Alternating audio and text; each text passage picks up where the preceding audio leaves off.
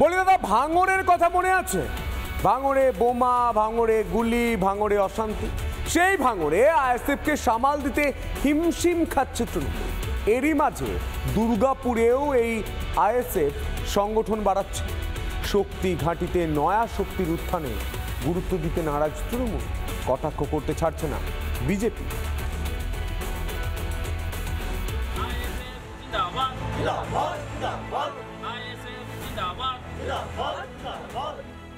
ভাঙড়ের পর শিল্প শহর দুর্গাপুরে শক্তি বাড়াচ্ছে ইন্ডিয়ান সেকুলার ফ্রন্ট। 26-এর আগে দুর্গাপুরে সংগঠন বাড়াচ্ছে ভাইজান আব্বাস নওশাদের দল।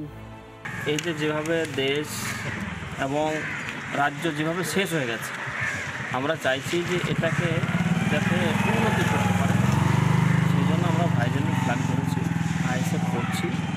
আগামীতে আমরা দেশকে এবং রাজ্যকে বাঁচাতে চাই। তৃণমূলের শক্ত ঘাঁটি দুর্গাপুর। 24-এর ভোটে দুর্গাপুর লোকসভা কেন্দ্রটি তারা ছিনিয়ে নিয়েছে। সেখানেই উঠে আসছে নয়া রাজনৈতিক শক্তি।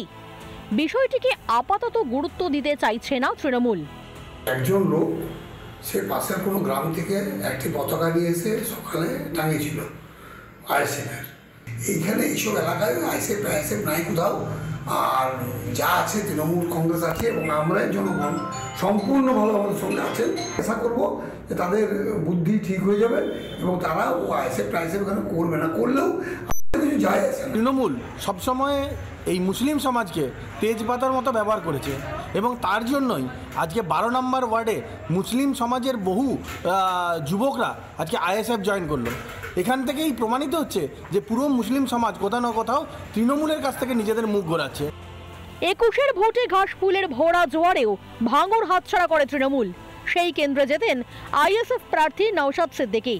গলার কাঁটা ভাঙড় উদ্ধারে শওকত মোল্লাকে দায়িত্ব দিয়েছেন তৃণমূল নেতৃত্ব। বারবার ভাঙড়ে বিক্ষোভের মুখে পড়ছেন তৃণমূল বিধায়ক শওকত মোল্লা। বুধবার ভোগালী এলাকায় তাঁকে দেখে চোর চোর স্লোগান দেয় আইএসএফ।